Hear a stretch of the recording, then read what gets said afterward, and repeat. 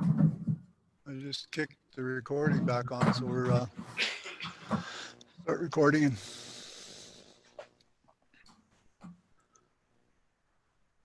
so do you want to select the cameras as we go through, or? I'll select the cameras as I go, because that's why I brought the cameras here. So I was trying to figure out how we could have the cameras and have you select them. I don't know if you can select the cameras on my computer. Like we could have practiced that by giving you control, right? Remote control. But that might be a little too confusing for tonight. We should try that again though, because that would work. Like if we practiced it where I could turn over control and then you could just change my camera angles.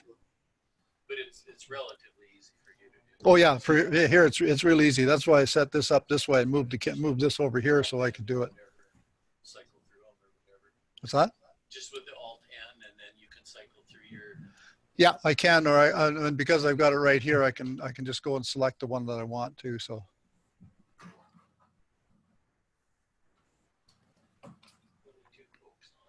So I'm just, yeah, I'm practicing a bit with them.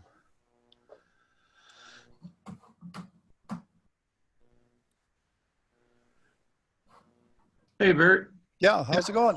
Not too bad, you? Oh, I'm doing pretty good. What's that? Terry's on. You want to make him a co-host, or I guess I can too. You can't do that? Okay. Just give me a second here. I'll find him. So. He's a long ways away if you want to find him. There he is. I just learned here not that long ago that to find somebody on the list, you just start typing their name on the top, and they I'll make co-host. Hey, actually, what I could have done with Terry, because he's got a Zoom Pro account, I could have made him a host. Yeah, could have. Yeah. Too late now. Well, no, I can still change. But that's just one of those things that's kind of handy to know, right? Because if I have to run and do something, you make sure that there's a host on that can have control. That's actually a good thing to try. Oh, we've got a few more people popping in.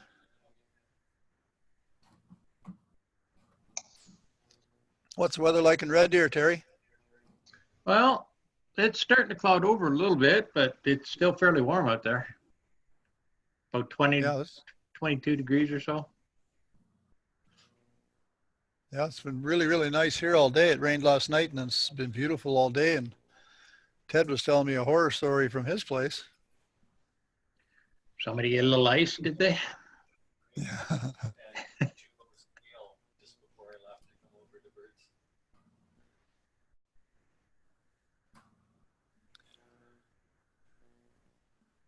Who's Bob and Val? I'm not sure where they're from.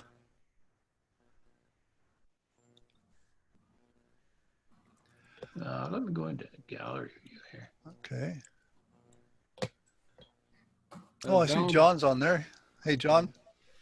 I just read your text or read your chat. So my screen's a little small for reading chats. So I've got a little tiny monitor up here where I can see the pictures, but the chat menu on it's really, really small. And my laptop is over here, and it's a little bigger, but it's still pretty small.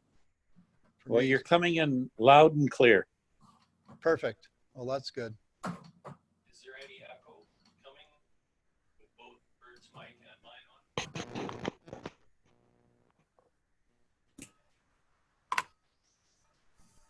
on? I didn't hear any response to that. Anybody hearing any echo with, we got two microphones on in my shop here, so I don't know if we're getting feedback. Everything's fine here. Me? Okay, great. Fine here. It's kind of a little different for me here and probably for Ted too, because I'm here talking and the latency is I stop talking and I still hear it going on his mic or on his speaker. That's a little bit unnerving at first. Stu, what are you hiding behind?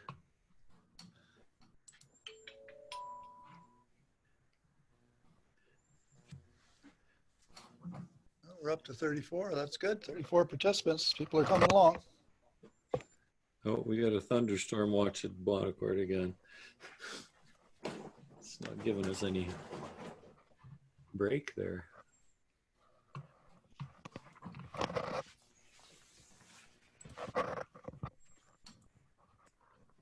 Supposed to be moving in this evening. Oh, we already had it. I'm looking at all the gallery, and there's one of us, the others said, John, you look a little too young for this. Jesus, what'd you do to your face, Stu? Who, me? Now, what could that look like, Stu? What's that? I don't know. It looked like a rhinoceros sort of Well, you thing. know how to handle it. Hey, Stu, you got that on backwards. Nope. Yeah, Oh, I was just thinking the same thing. looks like you're wearing a teat on your face, Stu. Oh, is that right? I wore it over there. Oh my God. I can't watch this.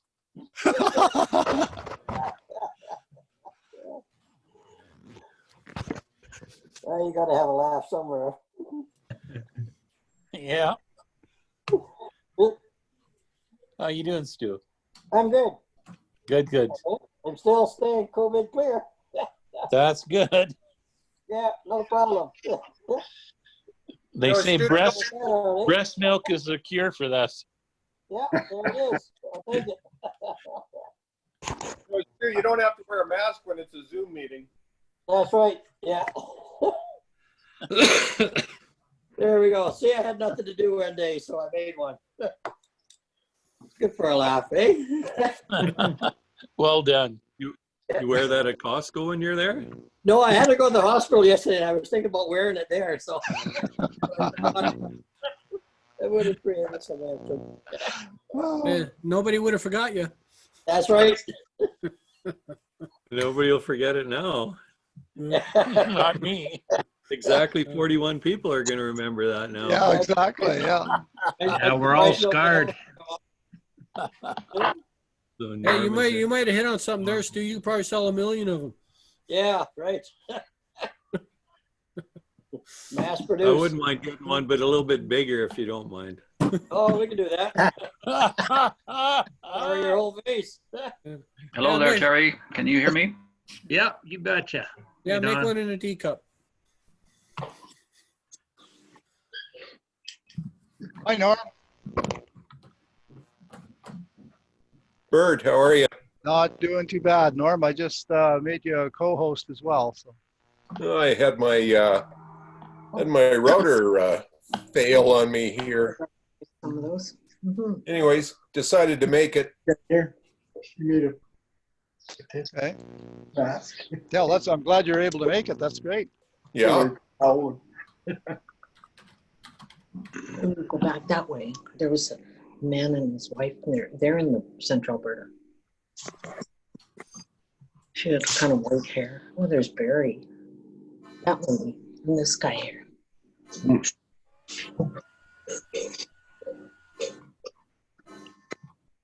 Got Robert Lyons is waiting.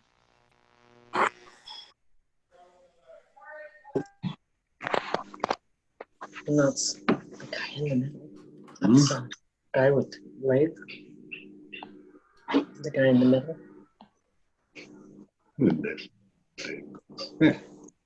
Dave. That's what his, yeah. It's guy with, that's what his invoice says. Actually, the name has changed now. It's called Turnex Machining now.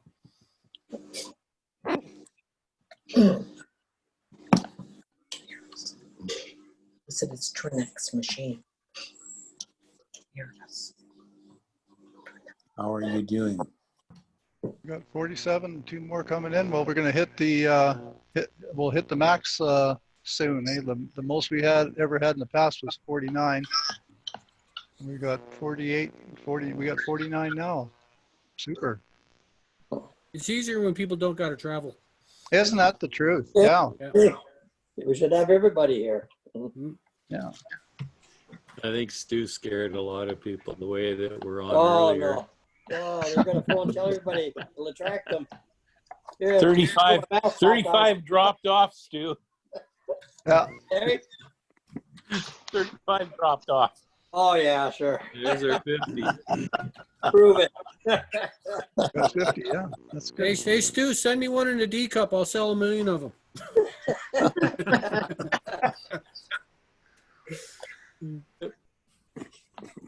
Barry, to work. Barry, it looks like you've been coring.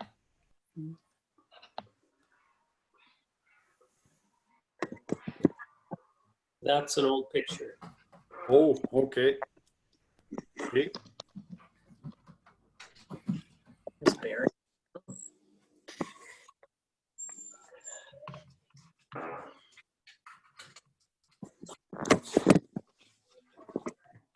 Oh, we got 51 people on, so that's good. That's a record. I presume your speakers are on working as it's supposed to. Interesting. Space. I can't. Here.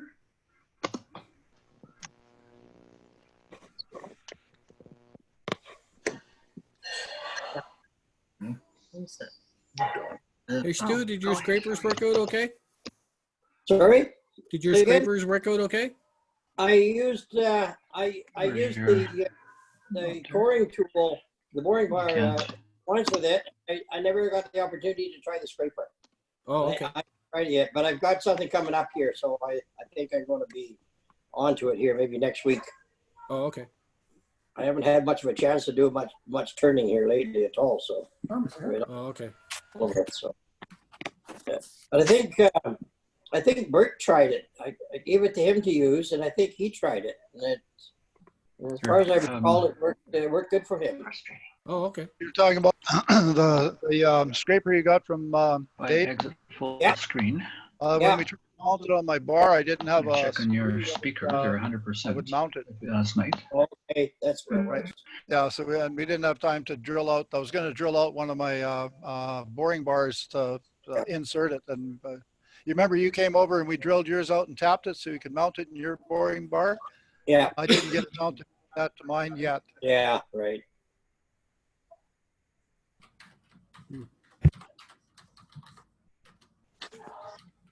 Well, I suppose we could probably kick things off, I think, Ted.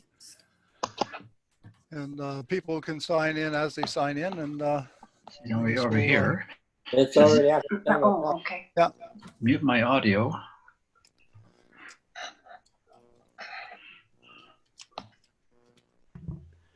Well, I guess I'd like to thank everybody for logging in tonight. This is kind of a trial run. As the emails you may have seen have said, we're trying to, I guess, bring some more entertainment to our members. And one of the ways we're going to do it is by hooking up with some external presenters and do the, what is it, IRD, the Internet remote demos. Thank you. He put ALT and then a plus sign and then A. That means Alt and another another thing at the same time. You don't have to press. Maybe we can mute everybody because we're getting a lot of crosstalk in the background. It is muted. So anyhow, we'll see how this goes. And if anybody has any questions at all, whether it's on using Zoom or the process that we're trying to use here or anything, any questions on any aspect of what we're trying to do tonight, we're trying to get this all cleared up and remove any fuzziness on anybody's use of Zoom so that we can go on to this and use these external hosts later on. So you can also ask questions about the demonstration I'm going to do too. Yeah, if you don't want to ask a question directly to Bert, which you can talk to him at any time. I'm talking to him now and he's listening. So you can either do it by, if you want to use your local co-hosts, you can email them. You can use the chat feature down at the bottom to chat with them. You can chat with me. You can chat with Bert. If you, like I say, if you don't want to ask a question, just send me a message on chat and I'll ask Bert when he gets a chance, when he has a break. And there's no right or wrong. It's just we're all trying to learn. So with no further ado, Mr. Delisle. Okay, Bert's trying to learn too. I am trying to learn. Yeah, it's a struggle though. You know how I am. I'm an old dog learning new tricks. That's a real tough one. Anyway, topic for tonight was threaded box. So I've got a threading jig. I know some people were probably thinking we'd be doing it by hand threading. I did try that. I'm not very good at it. And I ruined a couple of projects because I screwed it up at the threading stage. So then I went and bought a jig, and now I can consistently turn little boxes like this where the grain lines up. The threads are really, really nice. I mean, they go together really nice, and they thread on, and the grain matches up perfectly, and I can do that over and over and over again. So that's the whole idea for this demo, is to show you how to use the jig, make a simple box, put threads on it. This one here is a box for the fiber artists. They carry their needles and other small things. One of the other fiber artists does felting, and she needed a way to protect the sharp point on this felting needle. When she threw it in her bag, she didn't want to stab her fingers, so I came up with this little box. It's a threaded box, and it's threaded to hold that. Plus, you can take the top off, and that's how you put the needles in. So the needles, this one will actually hold 3 needles, and then the needles are retained by a threaded top, and the box is underneath. So I've been having a lot of fun with the threading jig because I can turn these things out now consistently, and I don't have near as many failures. That's not to say I haven't had some failures. What I'm really wanting to do today, though, is we're going to make a little bigger box out of this piece of laminated oak. But what I'd like to do is end up making a bayonet style box. So this box here, you just drop on, it's a quarter turn, and it's a bayonet box. So instead of having to unthread the thing 3 or 4 times, you just quarter turn and open. So hopefully by the end of tonight, I'll have one of those made that way. And one of the other things that I recently did, a lady asked for a box to put her embroidery in. And she wanted her embroidery tools, but she wanted something to display her embroidery. Well, I already make these picture frames. Picture frame has a threaded retainer in the back. So you can change the picture out. It's just a ring with threads and the retainer. And the beauty of it is that whatever the thickness is of the picture and the glass or material or whatever, it's adjustable with threads. And then they can hang it however they want. I got 4 choices. Also, another reason for using a threading jig is I would have a heck of a time trying to do threads by hand on something this size. I think this is almost 6 inches and 6 or 7 inches in diameter. And it's got threads on the lid and threads in the boss. And that's my latest version of an urn. It will have a threaded lid on it. And again, like I say, for making these threaded boxes, I know you can do it with hand tools, but I would really be reluctant to try and do hand tools on something that big. So without further ado, I'll switch cameras over here and we'll get underway. How many people have turned boxes, lidded boxes? Yes. Yep. I have. Anybody, Yeah. has anybody done threading? I haven't. I did at your shop, Bert. Okay. You did it. I did it. Yeah. Okay. Okay. So basically what I got here is I just got a piece of oak, and I chose oak because I had a piece of maple, and when I did a test run on the maple just got too bright in the lights. You couldn't see anything. So we'll try this this oak and see if it works. Should be a little darker wood, should be a little easier to see. get my face shield on.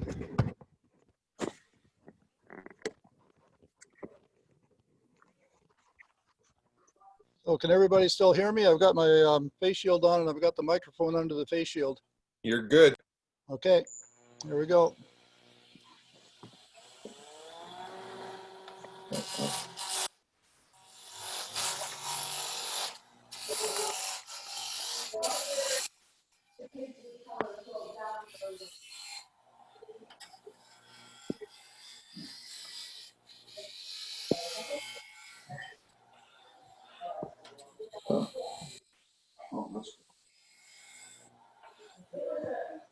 Well, as with anything, first step is usually to take it to round, putting a tenon on both ends.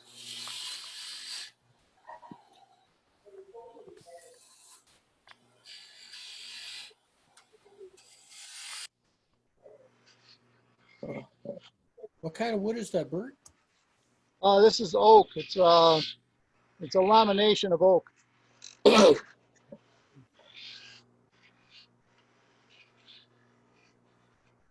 Oak takes threads really, really nice.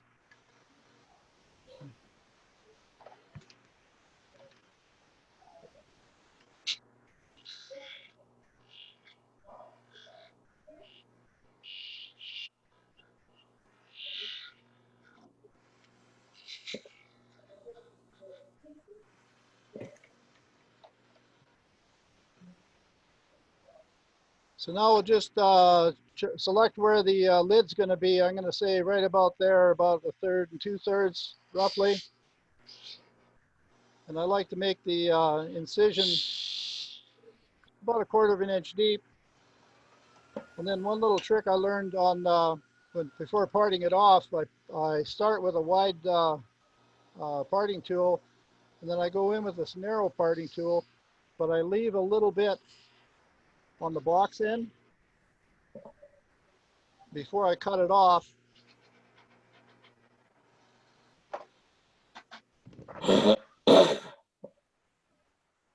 Now I gotta see, make sure I don't hang myself when I go get my saw.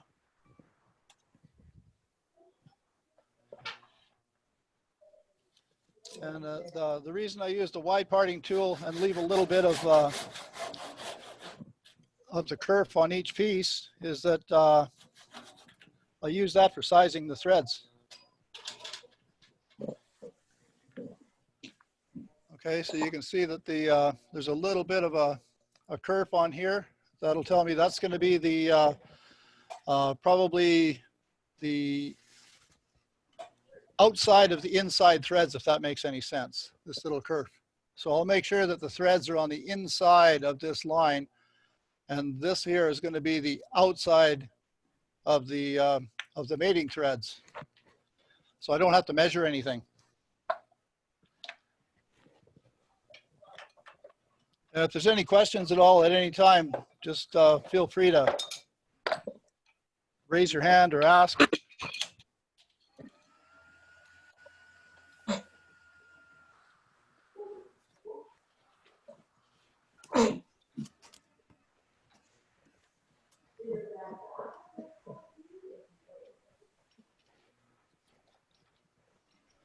So one of the things I've also found with threading is that I always thread the inside threads first. So you can put the threads on the inside or the outside, or you can put the threads inside threads on the top or the bottom. That's totally up to you. I generally put the inside threads on the lid, but I always make the inside threads first because it's always easier to fit the spigot to a bore than it is to fit the bore.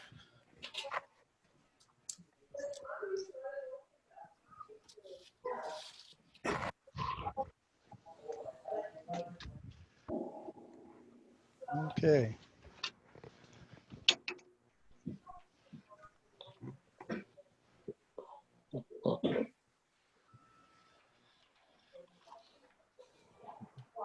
Can everybody see that?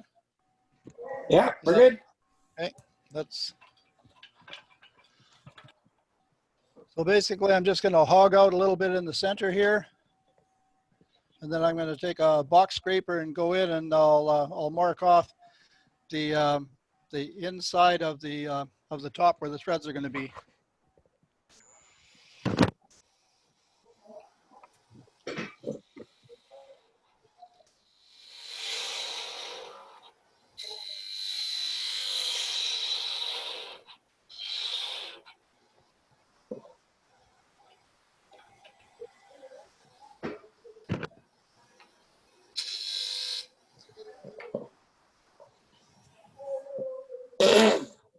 I've got to get a little bit more light on here, so let's see. Ted, I wonder, can I get you to plug this in? This might start washing out the view a little bit, but I've got to be able to see it myself.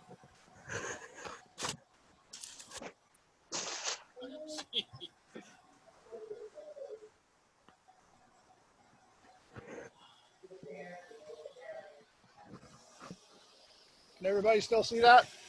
Yeah, it's not too bad, Bert. Looks Okay. It's all good.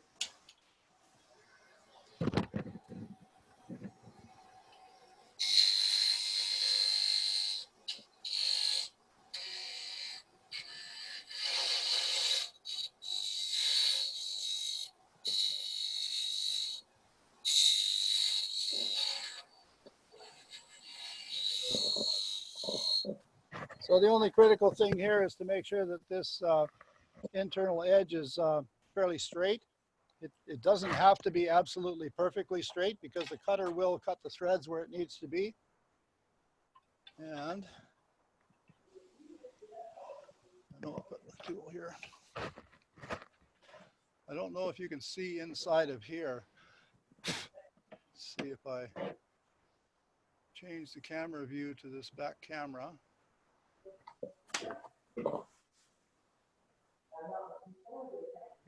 Okay, can everybody see inside of here? I'm going in with a tool like this, with this little notch on here, and I'll be putting in a notch in behind where the threads are going to be. So I've got to make sure I've got about at least 1/8 of an inch, probably even closer to 1/4 of an inch of free room behind the behind where the threads are going to be.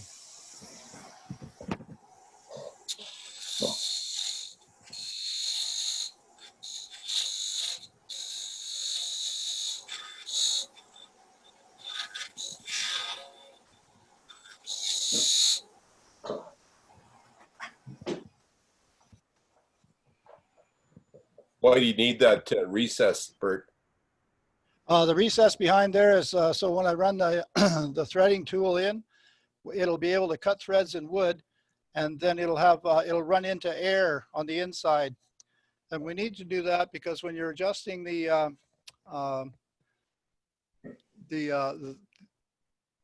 threads or the grain, if you're wanting to adjust the grain, you're going to want to let's see if I do this here. Yeah, when you're adjusting the grain, when the box is screwed together, you have to be able to move it in and out. So you need to have free room for the threads to go past it. If you just thread it into the bottom, you'd be hitting wood against wood. You wouldn't be able to adjust the grain. So this piece is ready for threading.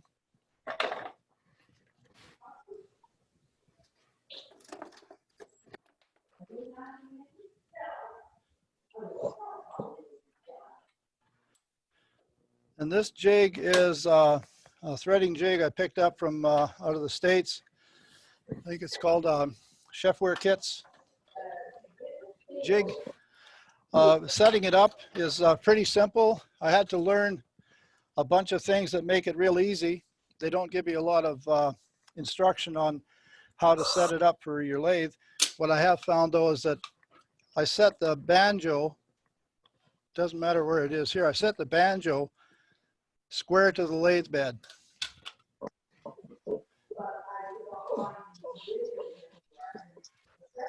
Then I take a T-square like this, and I'll check, actually I'll check it when I put the chuck on. I check the chuck so that it's square with the ways as well. And this is probably the only real critical, if there is anything to be called critical on it, this is probably the critical thing that needs a little bit of care. Is you saw I put the T-square on the back of the chuck. The chuck is jammed tight against the lead screw. Hold this on here, and it's surprising how accurate you can be by lining up this 16-inch ruler. Whoops, I went and moved the wrong piece. I gotta leave the banjo square and line up the threading jig with the ways. And this will be a little bit obvious here as soon as we start threading why I do this. Because obviously I'm not close enough to my work yet.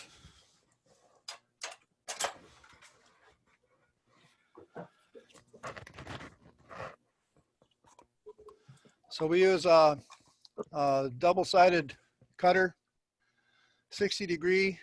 It's got a 3/8 collet on a Morris taper 2. We put that in the chuck and we cinch it down with a retaining bar. On.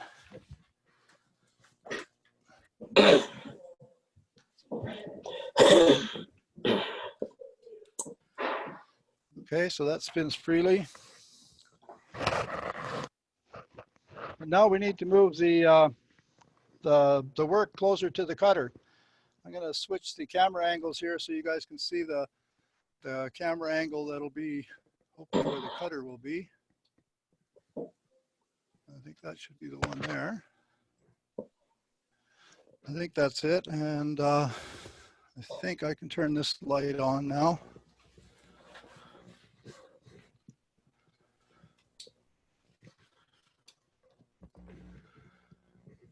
Okay, that should help a little bit.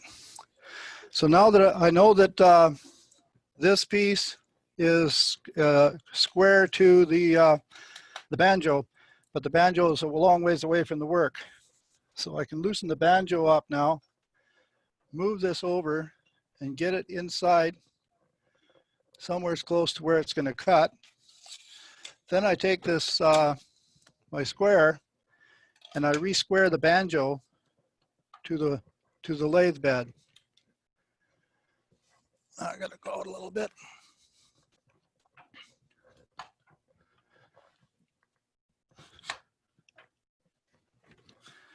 Okay, so now I don't know, can you guys see that? Can you see the wood and the cutter? Okay, I'll see if I can get a little better angle on that. I think it might look different on the screen than it does to me here, but so as long as you guys can see it, I can see enough to do what I need to do. Okay, so I run this thing through, and I don't know if you can see that now the cutter is down past the relief area. So that's what I want to make sure I've got enough room for the cutter to go past the threaded area. Now on the top of this jig, you can notice I've got this adjustment forward and back. Well, it's about, I don't know, about an inch of adjustment this direction and about 3/4 of an inch this direction. The threads are only going to be 50 or 60 thou deep, so there's lots of adjustment that way. What I do now is I bring this up so that the cutter's inside the wood, and I bring the wood out until it's just touching. Okay, so there it's just touching. So that's basically my 0 point. So that's that'll be the best way to describe it, I guess, would be the inside of the threads. So I'm going to take I know I'm starting there. I'm going to take a half a turn back out and make a cut. I run the lathe at the maximum speed. This one will only go 3,000 RPM, but that seems to be fast enough. And one thing I have found with these particular jigs is that the cutter is cutting the wood in one direction only. And when you're cutting, it's like a router bit. When you're cutting against the wood, it's okay. But as soon as you're trailing on the wood, it'll tend to want to run it by itself. And so with these kinds of chucks, just friction fit here, I have had it where it grabbed the wood and unscrewed it off the chuck real quick. So I came up with what I thought was an ingenious way of holding it. I call it my ship's wheel, because I needed to have some way of getting a hold of the chuck a little bit more than just my hands on a round chuck. And this is especially important on the real big stuff. When I did the urns, I learned this on a small piece, and then when I did the big piece, I had it run away, and that got really exciting. I don't want to do that again. Didn't break anything, didn't hurt anybody, but it really got my attention. Okay, so now I've got handles on here. I can control this. I don't have to worry about this friction fit being super tight. Okay, so give this a spin. This is free. We're good to go.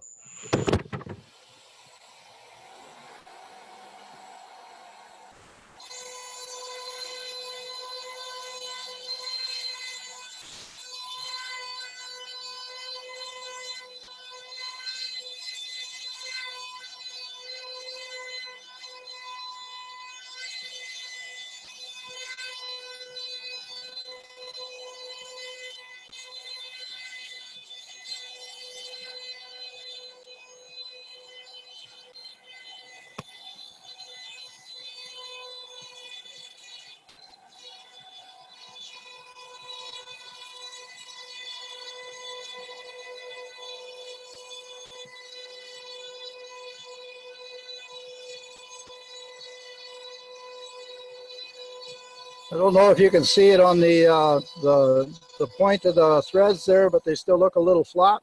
When I'm doing the inside threads, I take them until they have a sharp point.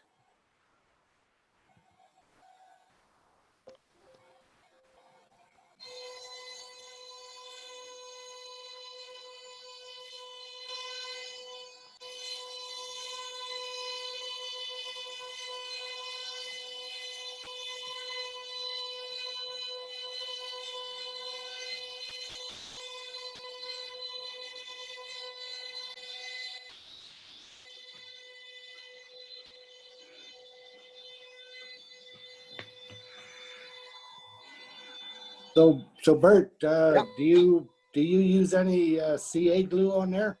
Yes, I do. As soon as I get to close to where I think is going to be a finished thread, then I'll flood it with CA, and then I'll take another cut at the same setting. I'll take another cut. Okay. So it gives me a real nice polished thread finish. Yep. I love the idea of that ship wheel. Oh yeah, so without it, it was pretty brutal. So I just got to grab my airline here. So I got mine all lined up. There's a little bit of slop in the threads. Yeah. And like on the thread, trying to thread it from the back end there, and it still worked, but wasn't quite the finish that I wanted.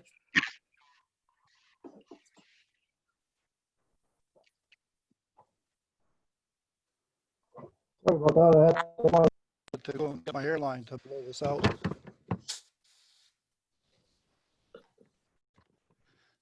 Okay, so that looks like it's got a fairly nice sharp edge on it.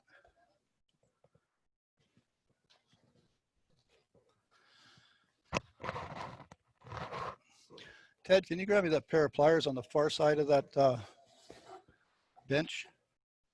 Right up, right there. Down. There you go. My CA glued lid tends to want to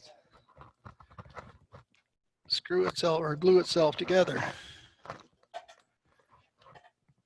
this is going to be interesting. I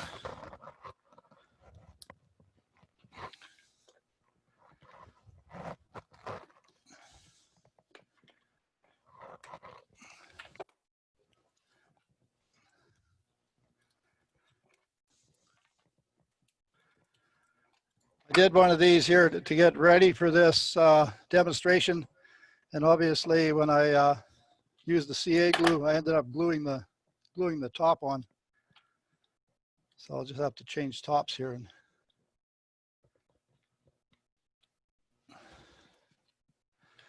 there we go. So I put a liberal amount of thin CA and just let it flow in the threads.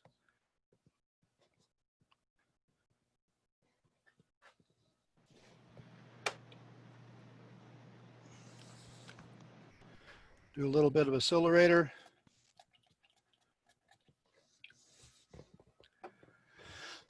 So somebody was saying that they had a little bit of slop in their threads on, do they have the same jig as this, or what kind of a jig were you referring to? Bert, you knocked your camera out of focus there. This one here? Yeah. Sorry about that. Thank you. Thank you for letting me know. There you are. That's okay, good. Great. Yeah, so I don't know who was mentioning that they had a jig and they said there was some slop in their threads. Yeah, I've got the same jig you do, and I got 16 TPI. Okay, yeah, yeah.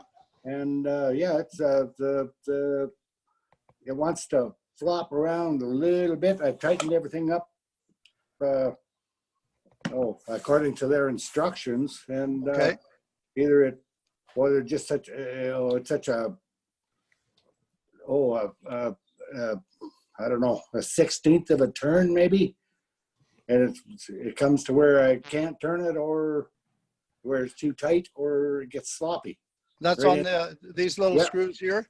Yeah. Yeah, these adjustments on here. Yes, I spent quite a bit of time on these, and I also put some of that dry graphite lubricant on the lead screw. Okay. Because I found that dirt was interfering with me, and I'd have to have it loose enough to let the dirt go through, or the sawdust. Yeah.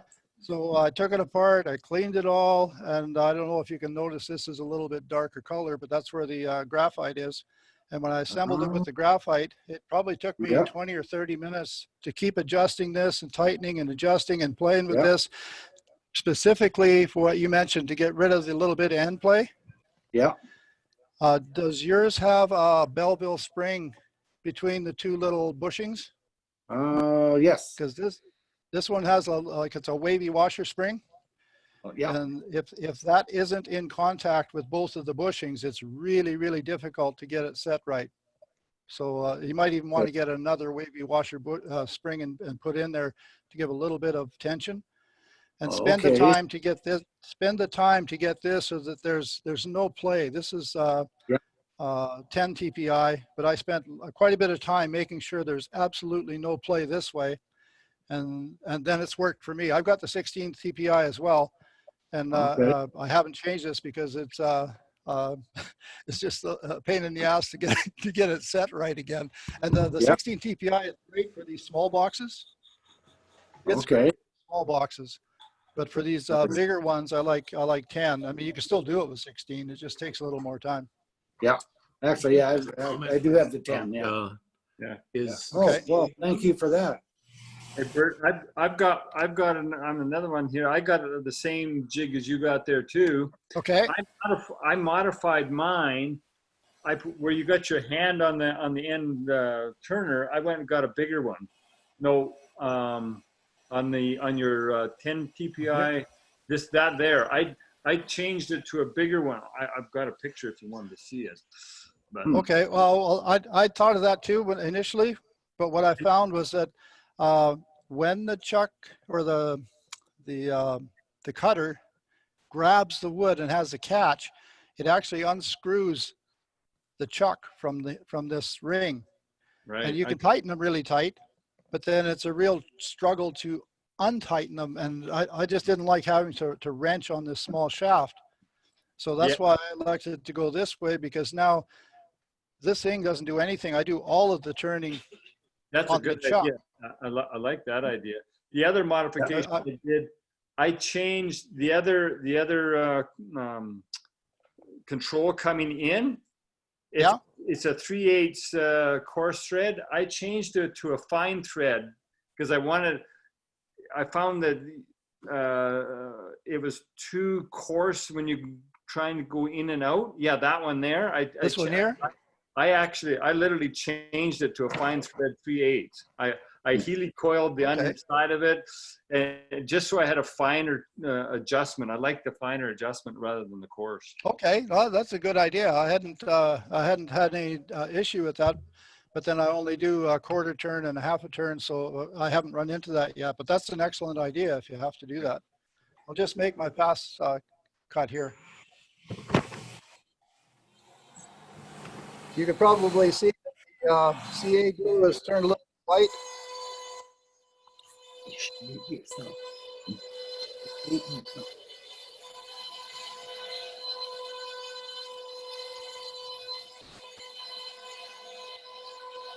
forgot to switch camera, Bert. Okay, just give me a sec. I'll finish this up. Yeah.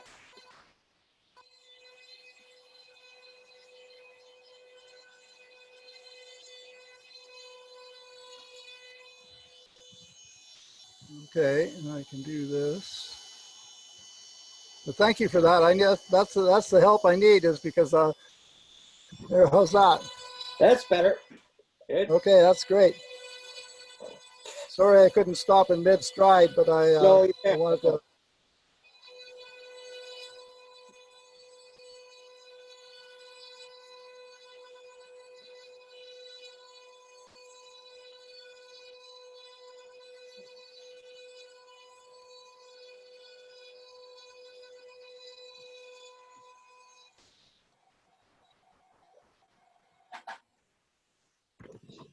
Yeah.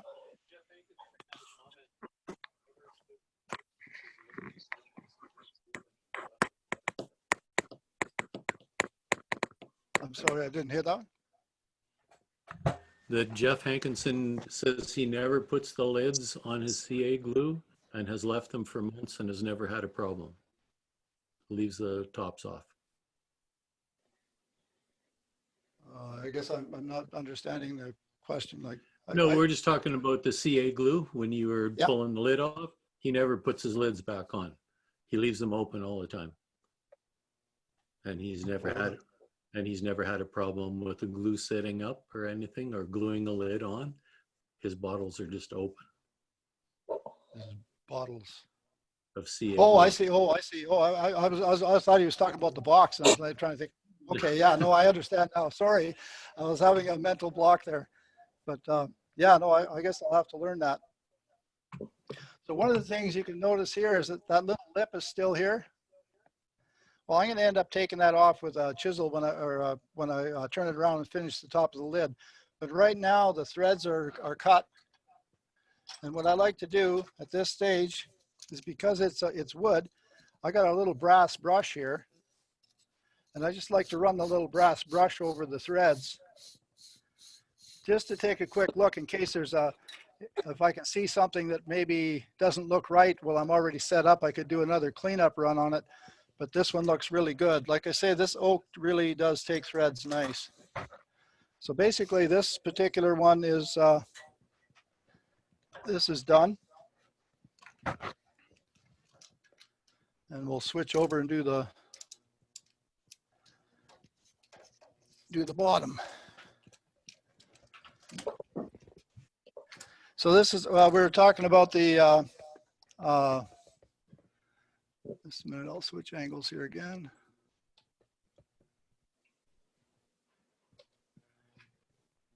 Okay, Bert, can you hear me, Bert? Yeah, go ahead.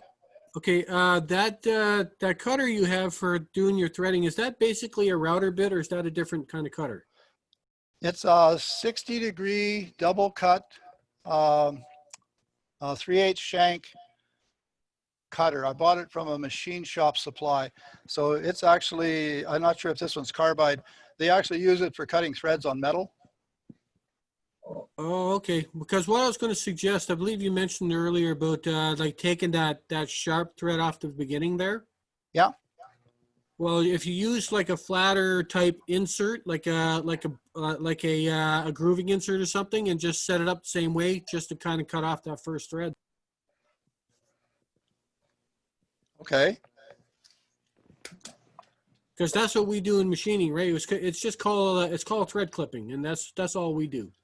Okay. Yeah. Okay. Yeah. I think I understand what you're meaning there. Yeah. One of the ways that I've seen people prepare a box too is that they actually cut a taper in before they start cutting the thread. And I've done that on occasion. But for this demonstration, I wanted to emphasize the fact that using this little boss on here is my measurement to know that if I put the threads inside of that,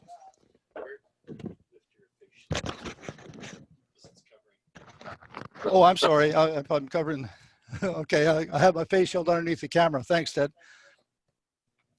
So having this little land on here now, I know that these threads are inside of this. So now I'm going to chuck this one up, and I'm going to take this down until that little land will just slip inside the threads. And that's my boss to tell me that's where I start cutting my threads. I'll bring it back a little further and cut my threads on it. But I want this here to be able to just register inside the inside diameter of those threads. If that makes any sense.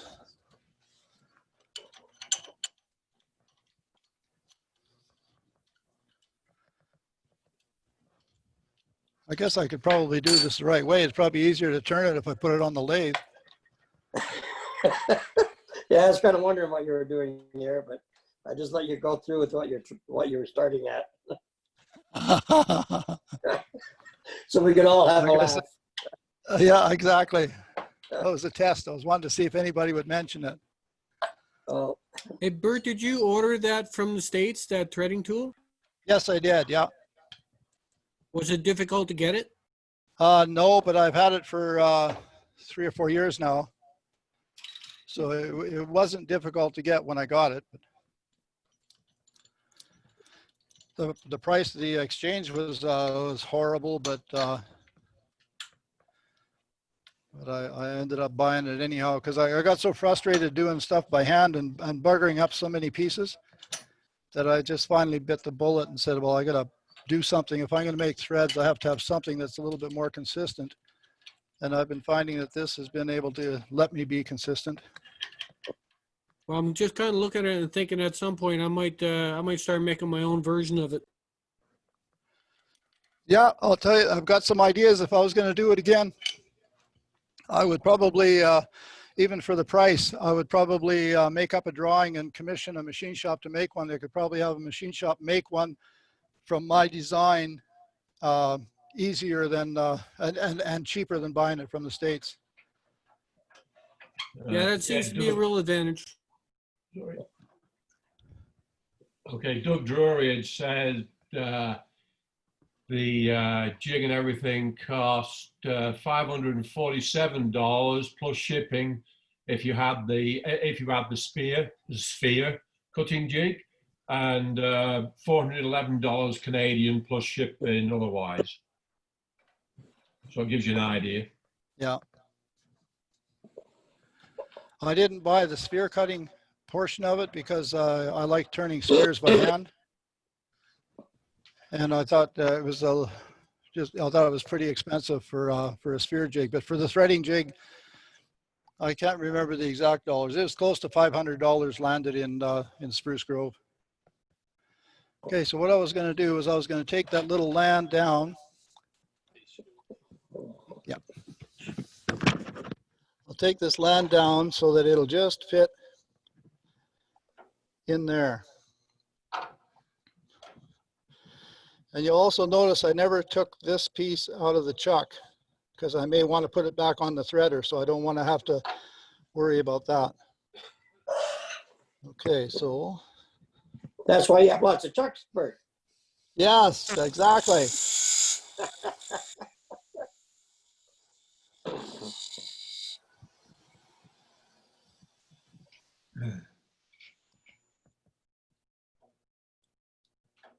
little bit more.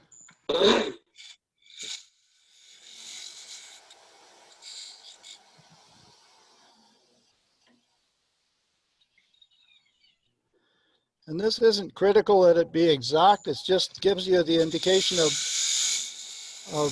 you don't want to make the threads too small. Just about.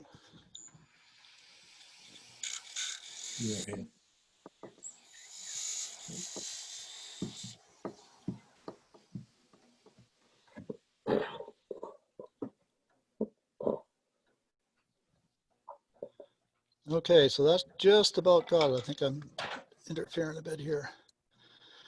Okay, so that's just the little bit of taper I've got on here is just entering the threads. So that tells me that that's about perfect.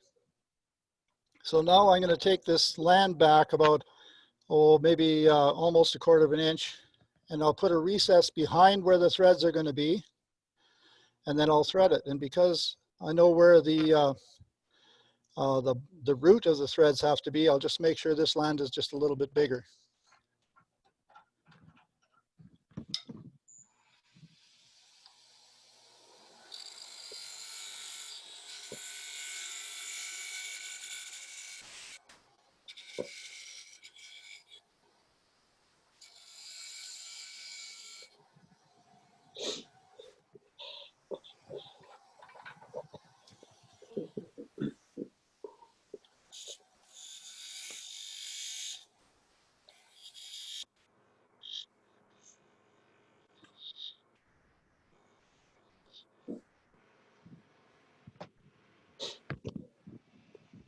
And the reason I haven't hollowed this yet is I wanted to make sure I know where the depth of this land is behind the threads before I hollow it, because that'll determine the depth of the bore in the box. And on this particular box, I've got lots of material here.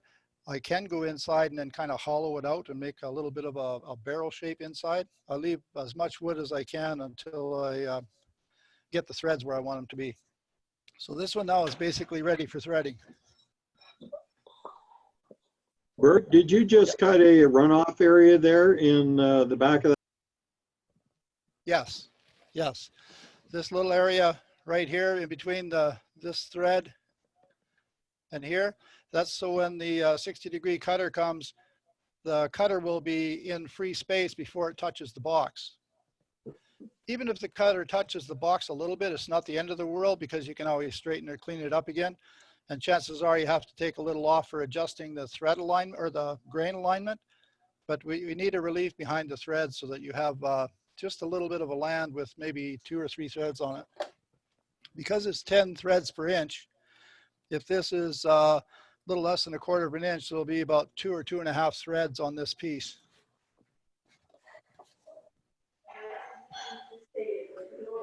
So setting this up is, again, is the same. I set the banjo. Everybody see that? Okay, you can set the banjo so the banjo is square.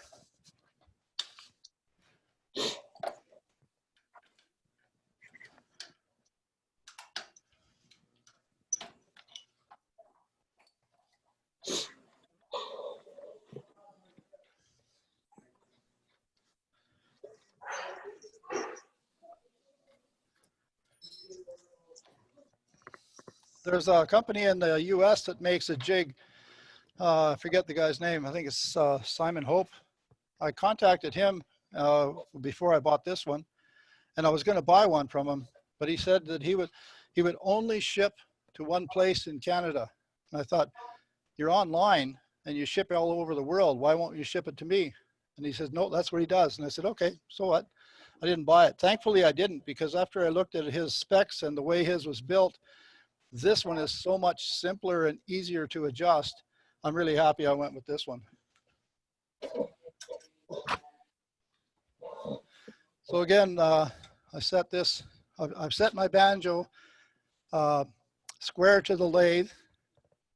And now I'm going to set my cutter. Whoops, I just about did the wrong one again.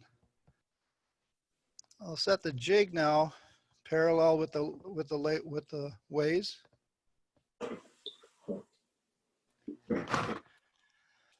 And now that I've got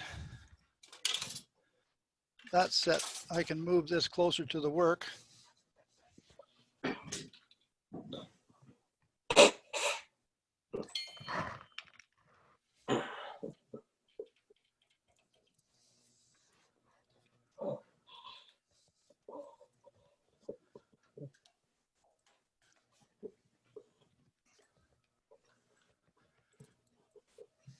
Okay.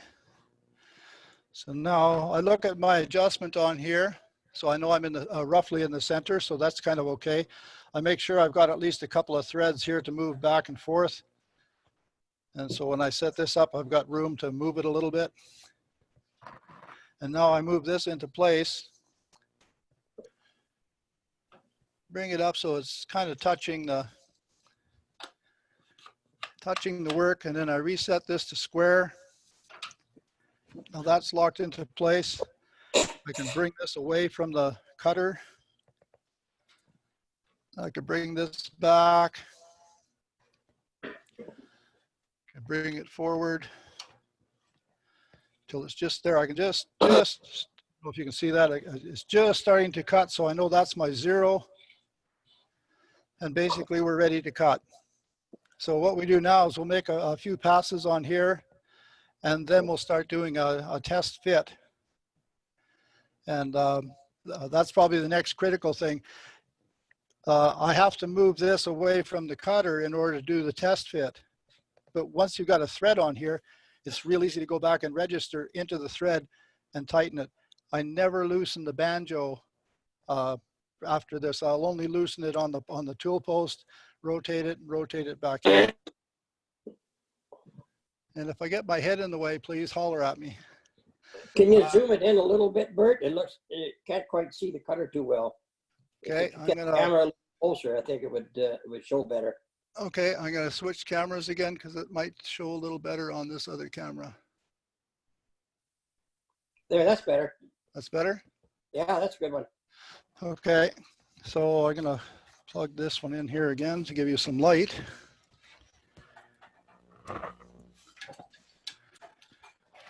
And I got to put my, that's a stronghold. So I have a ship's wheel made for the talon, and I have a ship's wheel made for the stronghold.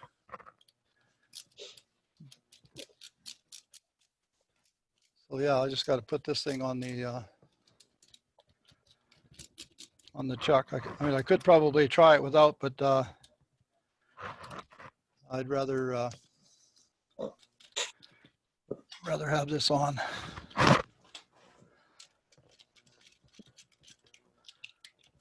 I also have a Vic Mark, and I also have a Vic Mark knockoff, and so I made these ship's wheels for one for every chuck every different size chuck I've got.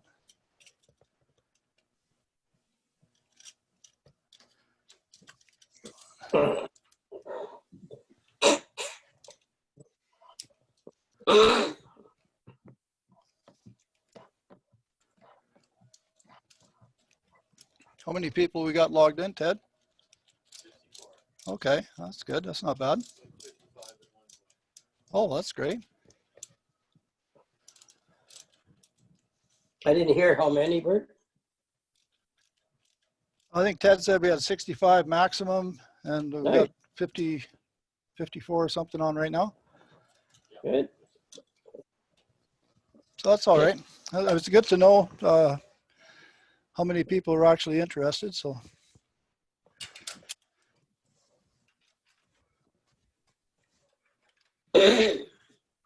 Okay, so I believe we are ready to cut.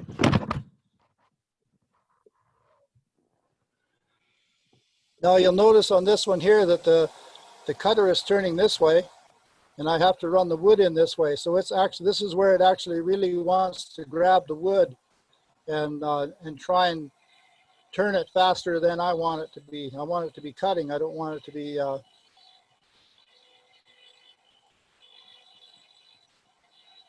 so I generally take a real fine cut.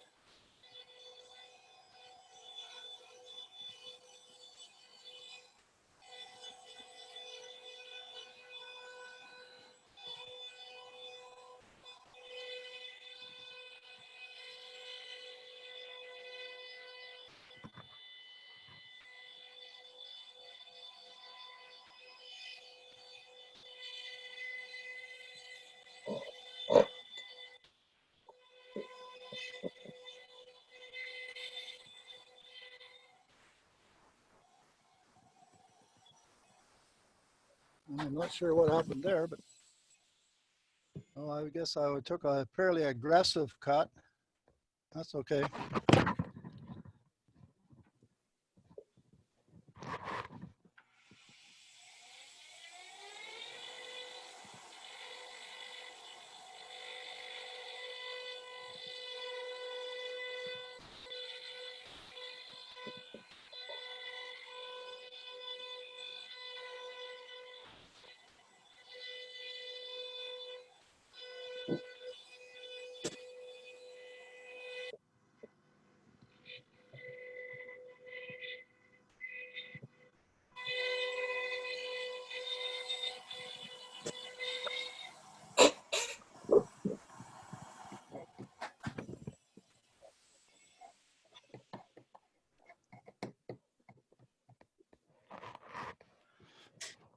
So I'll take that away and we'll just do a test fit on here. Now we got to go a little deeper because it's just barely going in, but it's way too tight. So that's fine. We've got enough wood in the right direction. And so here's where I was saying, once we register it in the thread and then tighten the tool stock again, then we're back registered right on the cut line where we need to be.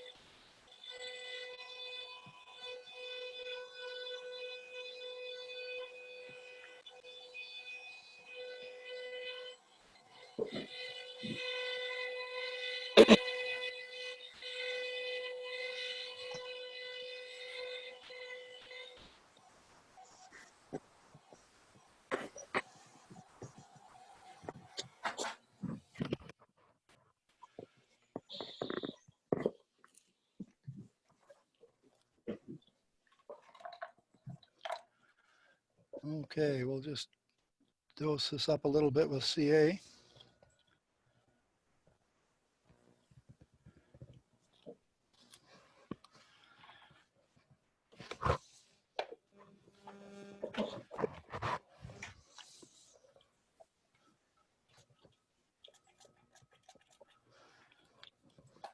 Hey, Bert. Yep. Jim here. Did you ever try cutting the threads by now positioning the work in behind the cutter instead of in front of it? I've been thinking of doing that. I think I did it once. I'd have to turn my banjo around in order to get enough clearance, but I think it's probably doable. Oh yeah, that would keep it from hogging in. Yes, and you're absolutely right. The cutter only cuts in one direction. I was hoping I could find a cutter that would turn in the other direction. I could do it in reverse, but I haven't been able to find a cutter that would do that way. Yeah. But you're right. If I could do that, it would lessen the grabbiness, especially on this thread, because it's actually just trying to turn the wood into it. Yeah. And without the ship's wheel on here, I think that's where I ended up having the problem. Is it caught me by surprise, even on some of these smaller ones. That little cutter can, it doesn't look like it's cutting much wood, but it can get rather aggressive. Something I noticed that you're doing there, when you're winding it back, you're putting your hand underneath the wood and your fingers are coming out the other side. I could see them on the other side as you roll it here. Yeah, your fingers were pretty close to the cutter, I think. No, well, they're on the bottom, but it's good that you're noticing that, but I'm about 2.5 inches below the cutter. Okay. But thanks for noticing that, because that is... It didn't look good from this end, Bert.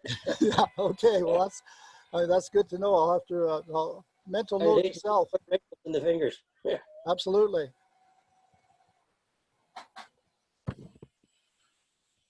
So I don't know if you can see the thread on there. That looks like it's a fairly nice crisp thread now that it's got the plastic on it. And hopefully it'll be a little bit closer. Can we see that? I should get a little closer here, I guess. Can you see that? That's better. Yeah. So now we can see that I'm threading in. It feels a little bit loose, but for wooden threads, that's not too bad, because we're gonna end up adjusting this now for grain alignment. So once we have wood on wood, these two faces will come together and register flat on flat. So a little bit of looseness in the threads is not a bad thing. So I'm going to call that good for threading. Hey Bert, over time, would that wood swell and the threads stick together? The only time I've had that happen is when I've used two different woods, and it can happen, but this is an end grain box. So I haven't had any of these end grain boxes give a problem, but it's very possible. I mean, it could. And I think that's probably why I end up leaving it a little bit looser on the threading rather than being really tight. And a little bit of wax doesn't hurt. And I wax these after we're all done. When I put a finish on them, I end up putting wax on the threads as well, and it helps. You bet. Bert and I did a couple of boxes for me, and one of them was teak on teak, and that thread turned out beautiful. It looks like a machined steel thread. It's very nice. And the other one was birch and boina, and it also turned out very good. Yeah, I'm probably going a little faster on this one than I would normally do, but these threads aren't too bad. Want to switch cameras again, Bert? I can do, thank you.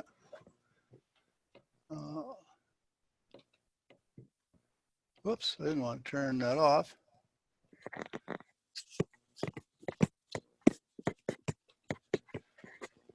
That look good?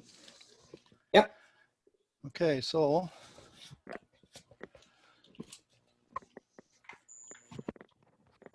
just give this a little bit of a brush with the brass brush. Just takes the spikies off.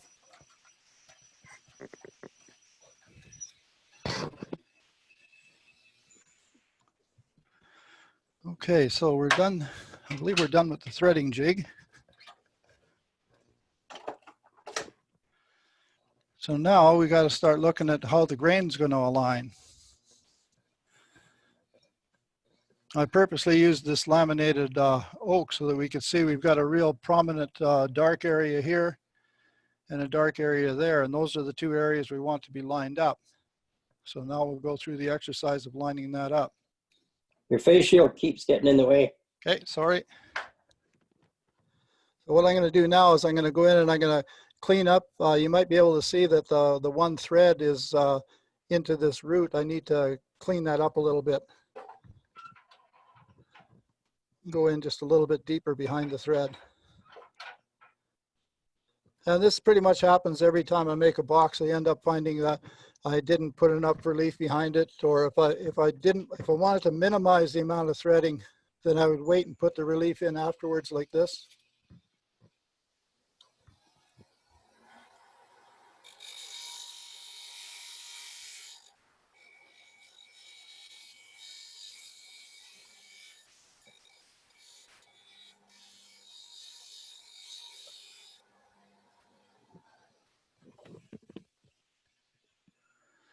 Okay, so I try to undercut this ever so slightly. So now that when we screw this on, we should be able to go a little closer. Get the dark one up from the top here. So now we've got to go, not quite a quarter of a turn. So I'm going to swap these two around now, and I'm going to work on taking this lip off of here. And once I have these pieces mounted in the chuck, I never take them out of the chuck now until I'm basically finished with the threading operation. and the matching.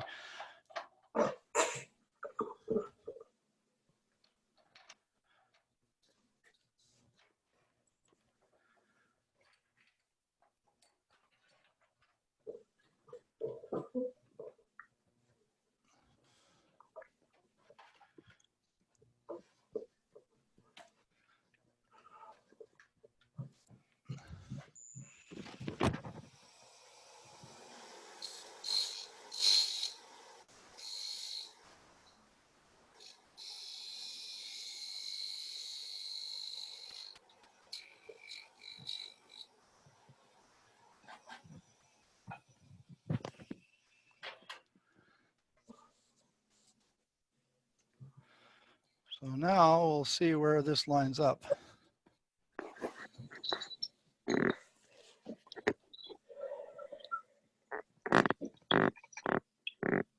Not quite, eh?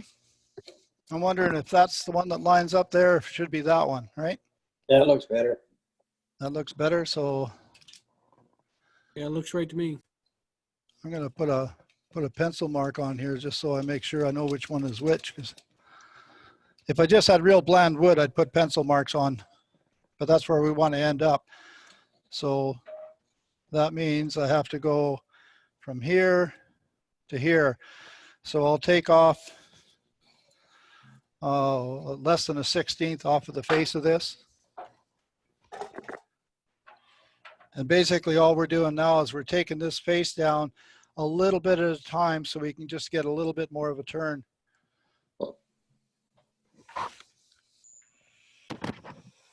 And this is trial and error, and you just sneak up on it.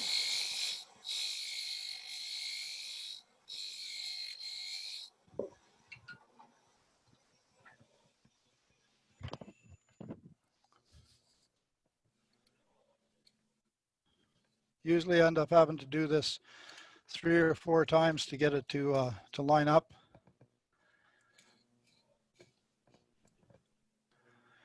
Okay, about that much again. I probably went way too far with the last cut, so I got to take about half as much off this time. So it's just taking whiskers off. How about using an 80 grit sanding board on there? That's possible. I mean, you could do that. I like to try and show that we got to do it with tools, but you're right. A sanding board would do it. Give you a nice flat surface too, Bert. Yeah.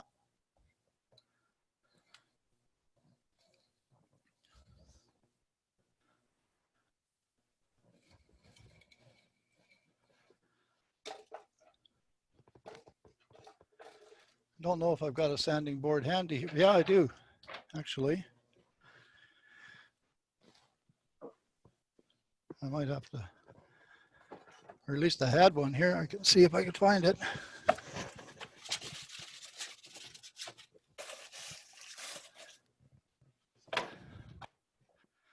No, I think my sanding board is in need of repair. Okay. But that's a good idea. I should have probably had that ready.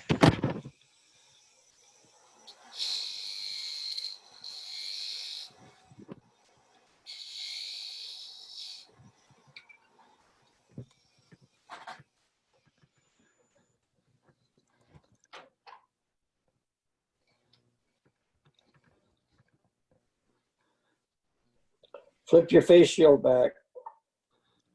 Okay, so you can see we're sneaking up on it. I've only got a little bit to go here, so we'll try another one.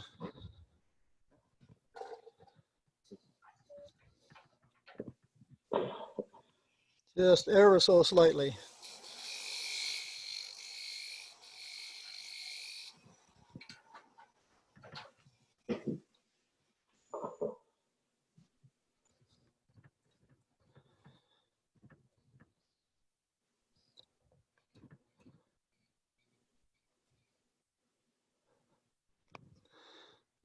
Okay, just a little bit more. But anyway, I think you can probably get the idea that I sneak up a little bit more. The object of what I want to do tonight, though, too, is I want to try and make something like this, which is a bayonet box, right? one of the things I found when I made this box is that even though I get this perfectly lined up with the threads, as soon as I do the bayonet function on it, the threads don't register the same anymore. And so it doesn't line up. So what I've done now is I normally don't make a bayonet box with an end grain where I want the grain to line up. If I'm going to do it on end grain, I'll use 2 different woods. So it doesn't matter. For the bayonet box, it doesn't matter. But on a side grain box, it doesn't really matter because there's no real grain to line up. Yeah. So basically, I guess I could lay this out for the bayonet. Basically, the bayonet is just removing a portion of the threads. So I just arbitrarily say, well, I'm going to take the threads there. I'm going to take those threads out. So, okay, then I'm going to start here, go to here, and I'm going to take these threads out. And then I go back on this side. And I'm going to take those threads out. And I'll go back on this side. Take these out. Okay, so I'm going to probably just take this over a little bit like this. Take this one a little over like that. What we end up having to have is we have to have these things overlap. So one of these is going to have to go like that. And it doesn't hurt to have a bigger one and a smaller one because it actually helps index. The master But you spline. need enough. Go ahead. It's a master spline then. You know what I mean? It only fits on. You have to match up one position to make your right. That's right. Yeah. Yeah. That other box I had had some buttons on it. Yeah. This box here, when I made this one. Yeah. There's different sizes of relief in here, and because I couldn't tell where it was, so I ended up putting these 2 little dots on here so I could learn how to do it. But you're absolutely right. It's a master spline, right? Yeah. Yeah. Okay, so now that we've got these marked,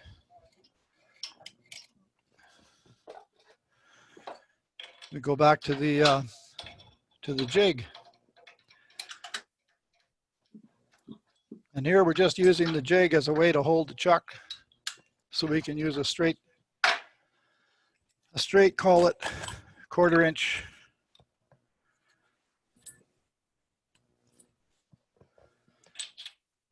It's a 1/4 inch router bit. I guess I could use any size router bit, but I just happened to pick a 1/4 inch because I had one handy.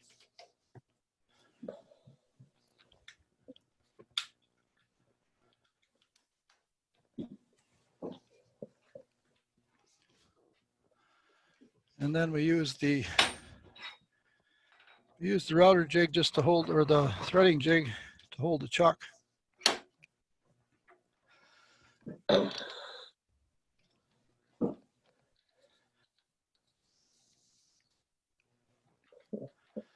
And again, in order to get the thing set up straight,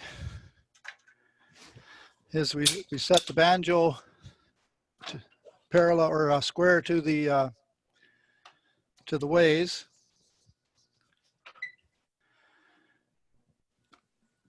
And we move this over this direction.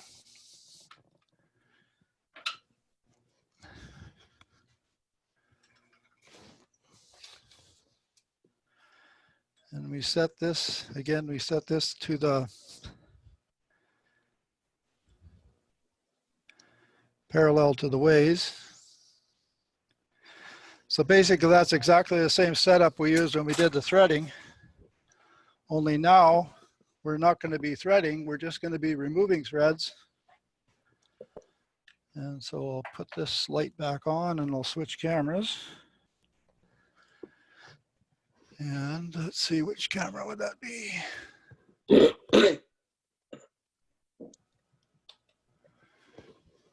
that the one? Can everybody see that?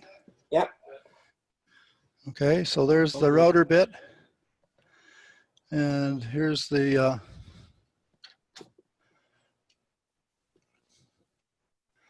and because I've got this marked on here now, I know about where I have to start and where I have to end. It sure would be a lot nicer if I could do it on this other side, but I don't know. I don't have enough. I don't have enough reach. I don't believe. But I'll be working on that. I'll be thinking about that. I might turn my on my next practice jobs. I'll probably try doing that with the banjo on the other side. Bert, Mike Swenson here. Why don't you just cut reverse? Cut from the inside out. Then it's going the opposite direction. I can't move my banjo across far enough. No, if you have the cutter, well, I guess on the inside, and then cut backwards. Doesn't that do The it? cutter is turning this way. So on this one here, it's not going to be bad because I'll be cutting downhill, right? Yeah, but when you're cutting from the inside of the box out, yeah, then it's going the opposite direction. Oh, on this particular one, I'm not going to be cutting. I'm only going to be cutting this much of a turn. Yeah. So I've got it lined up now. I've got to move the whole thing square to the lathe in, and then I just bring it straight out, right? Yeah, when you're cutting threads, though, if you cut from the inside back, then you're cutting the right direction for the cutter. Oh, I see what you mean. Like start with the tool all the way on the inside and go in and cut out. Yes, that's a good point too. If I had enough relief in there, that would work. You're absolutely right. You're absolutely right. I'll have to think about that next one when I'm doing this again. That's tomorrow night, right, Bert? Yeah, probably tomorrow afternoon I'll be doing this again because it'll drive me nuts trying to figure out what went wrong. Okay, so on here, I know I'm going to be cutting from there to there, but I can't see very well, so I'm going to put a mark down inside here, and the same here, and the same here, and the same here. So now when I'm cutting, I just go straight in and take the threads off and between those two marks. And so I'm only using the jig just to hold the chuck to go this far and this far, right? And I'm gonna chance it that I'm gonna be able to hold this by hand, or should I? Better safe than sorry. I'd said I don't want it to be too exciting tonight. And the first rule of wood turning is don't get any blood on the wood, so I want to make sure that doesn't happen. Just stick your chuck key in the chuck and that'll give you some strength to hang on to it. Yeah, but there's nothing holding it on. This way here, it's actually held in place. Yeah. I was going to suggest you chuck key in the chuck. Yeah. I was going to say, I probably could say that I tried that and it kind of worked, but it's but not when you're on TV. Yeah, not when I'm on TV. Yeah, this will be the time when it don't work. Right.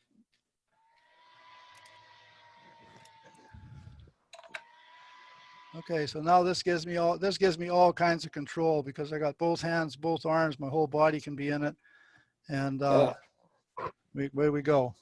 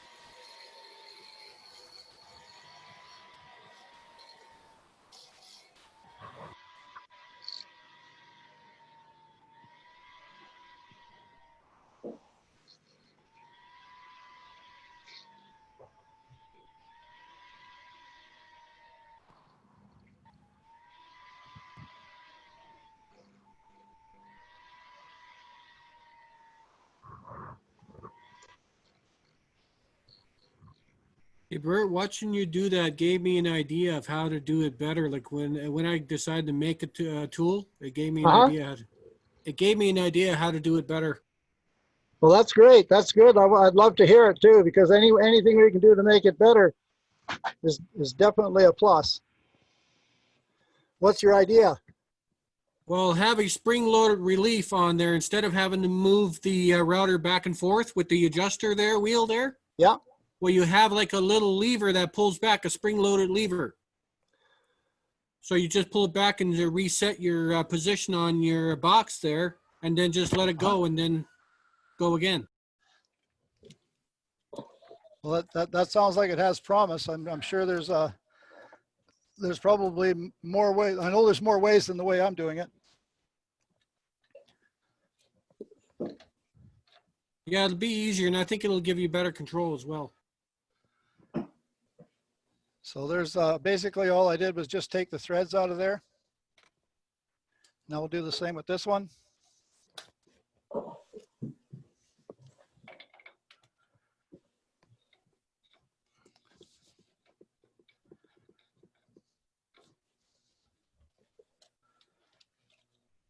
I'm getting smarter already. I put this thing on before I put the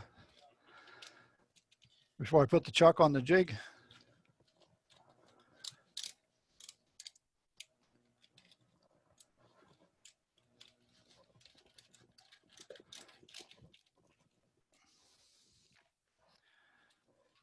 Okay. So again, we go up and line this thing up with the, make sure we've got enough room to push it that direction. And we'll line this up so it's not touching on the base. Use this to get it parallel or get it square to the ways. I didn't move this, so it should still be square. Just double check it.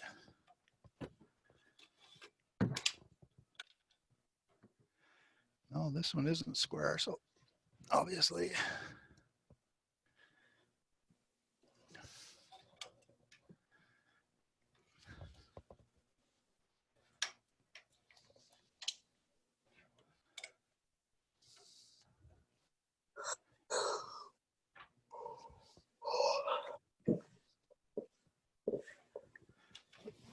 We'll check this again.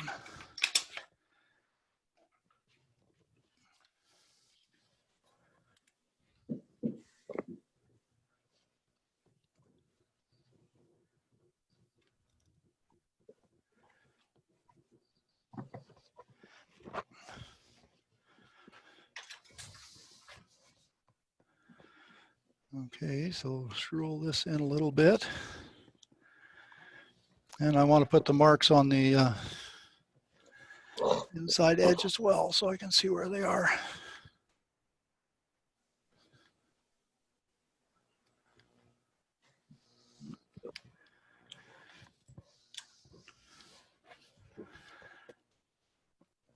Okay, so that should be about it. I'm going to go there to there.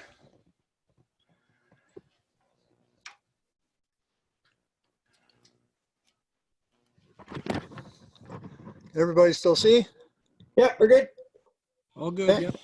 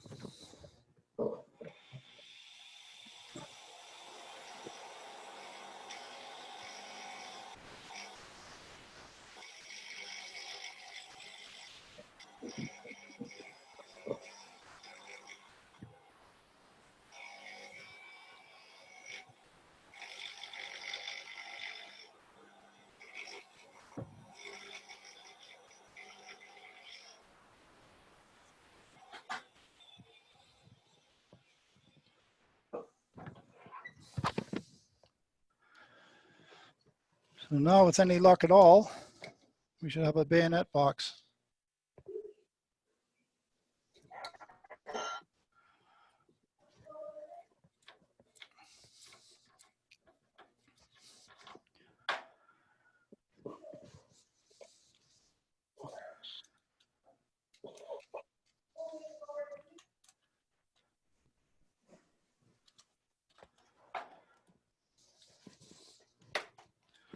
So how are we doing for time? It's 8:30. 8:30.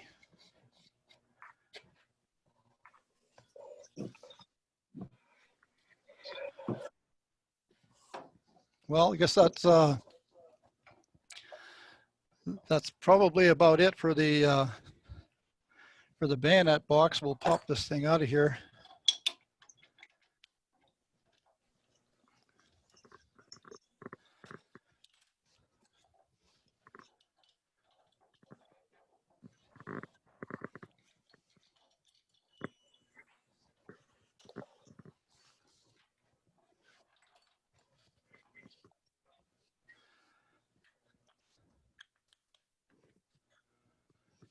So there's threads are here, threads are there, here and here, with enough of a gap on there. It's less than a quarter of a turn to tighten.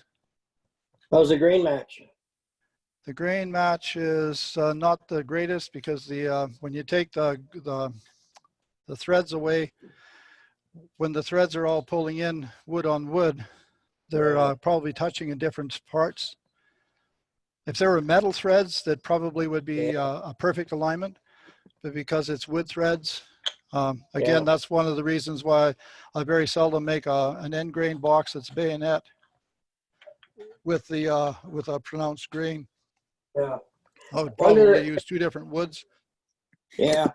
The next time, Bert, might be what you might want to do. You look and see how much this is out and which way, and then the next time, preload it to to end up before you cut the bayonet. Yeah. Have your one end. I don't know how am I going to explain this without showing you there, but yeah, I think you know what I mean. Just lead it back a bit. That's possible. Yeah, like with more experience, a person might be able to pre-plan it a little bit more. Yeah, maybe a little closer. Yeah. One of the things I'd also found with some of the boxes that I've made bayonet style, if the threads are like if you put them in on the wrong side, they go all the way around before they latch up. Yeah. Well, I found that if you put a drop of thick CA at the end of one of these grooves, like you put a drop of thick CA, then when you put the two pieces together, it can only go that far. Right. So right now it can go past until it pulls tight on the wood. And so that might be something that leads into it as well. Yeah.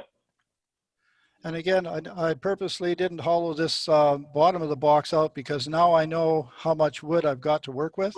That's right. Then I'd hollow it. Then I would put the lid on it, put it between centers, shape the top, or grab it in here and put a tailstock on and shape it however I want. Yeah. When you hollow it, Bert, does that change where your thread lines up as well, or does it stay the same? No, when I hollow it now, the thread alignment is all done by this land here and this land here. So that's why I spend all the time to make sure that this land lines up where, if I'm doing just grain without a bayonet box, I would line up the grain as perfect as I can, and then it'll always be the same. When the threads come together, they're always the same. And then whatever you do in the hollowing doesn't matter. You just leave yourself 1/8 of an inch wall thickness so the threads have some strength. See, when I mark these, this is where I mark them, but when I tighten them in, you can see how far it came across. Yeah. So there may be a way of anticipating how far it's going to go over, and I could work with the grain, but that would take a little bit more practice. With two dissimilar woods, it doesn't matter.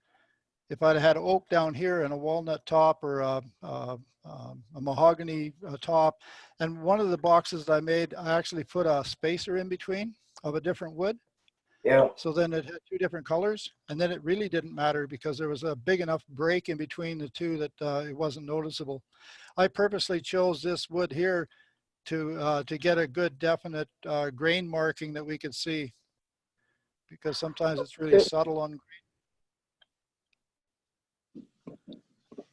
Bert, can't you just line up the grains the way you did originally? Just trim a little bit away. I suppose I could. I'm just thinking that with only a short amount of thread here, if I go a little bit, then it'll go all the way around. It'll throw your bayonet out. Yeah. Yeah. Okay. But that's a good point. I mean, those are all things that I guess I'll have to learn when I get doing more bayonets. But again, doing it on a end grain box is probably the most noticeable, where the grain doesn't line up. And when you do it on an end grain or a side grain box, see, on a side grain box, you don't even really care. I mean, sure, there's a little bit of grain mismatch, but you kind of expect it on a, it doesn't detract from a quarter turn box when it's on side grain. It's not quite as noticeable as it is on end grain. So that's about all I had for this demonstration. I hope everybody enjoyed the entertainment and very good. Thank you. Yeah, great demo, Bert. Thank you. Okay, and I'm really happy that you're participating and giving me some ideas, because I definitely need the help too. Thank you, Bert. And I noticed you got two one-way chucks there. Thank you for buying Canadian. Oh yeah, I try to whenever I can. Yeah, actually, I bought my Vic mark in Canada as well. It came from Australia. It's got 1 1/4 inch 8 threads on it, but it came from Australia to Coquitlam in BC. Really? Yeah. Oh, interesting.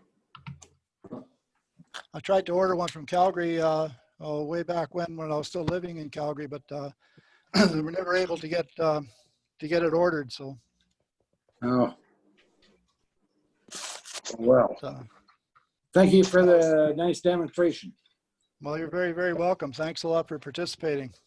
And so, what's the plan, guys? Should we do this with some of the guys like Mike Peace or Al Stratton or Cindy Drozda, or what do you think? Do you think there's merit in pursuing this further and having some of those guys do demonstrations? Yeah, I think that'd be great. Yeah, absolutely. Say the more the merrier. Yeah, Mike Peace has already got a video out on thread cutting. What's that? I've seen. Yeah. But this was more fun, Bert. Oh, we got your ears on. I said this was more fun, Bert. What's that? I said that was more fun. Yeah. What, me fighting with getting my headset on and off? Yeah, I was talking to why you had your headset off. So Mike Peace does a thread cutting as well. Yeah, he does. Yeah. Well, that's another good topic though too. Is that if we do decide to try these guys to do something, what's a topic that people would like to see? I'd like to turn all kinds of things. So I mean, I'm always interested to watch somebody turn something. But what does the group want to do? I mean, we can all sit back and watch a YouTube video of somebody turning something, but I always thought it was nice to have a little bit of interaction. I really appreciated you guys interacting with me tonight. This is great. What I'll eventually do, Bert, is I will probably do another video of using my hollowing system as well. Yeah, I think that'd be great if you can get a couple of the wood turners from Red Deer involved in that too. I mean, it doesn't take much. Yeah. Wake up, Scott. So is Sarah going to help you set one up, and that'll be the next All Alberta video or Zoom meeting? For the hollowing system? Yeah. Probably won't be the next one, but it can be one in the near future nonetheless. Well, I think with an opportunity like this where we can get people from all across the province, I think it's great. I mean, it doesn't take a whole lot to set up and do it, and it's just a matter of just doing it. And how many people do we have on? We still got, what, 45 people still online. We had upwards of 60. So I think it's a fantastic situation. So I mean, it's a great way to get the entertainment out. And I guess if we want to go ahead and do this with, oh, sorry. If we want to go ahead and do this with some of the other folks like Mike Peace or some of the folks from the US or wherever they may be, contact your guild president and then he can let us know and we can go ahead and book somebody and then figure out when, check their availability and our availability, I guess, and we can work on that. But let your president know. Hi, this is Dan Mitchener from the Chinook Woodturning Guild. There are 12 of our members here this evening, and we have enjoyed this very much. Thank you very much, and I hope that these continue into the future. well, it's been a joy having you guys participate. That's great.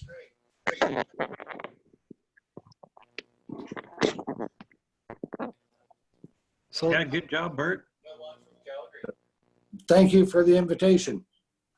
Oh, you're very welcome.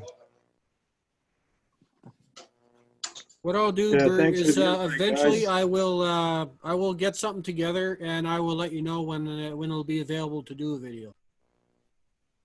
Okay, is that David?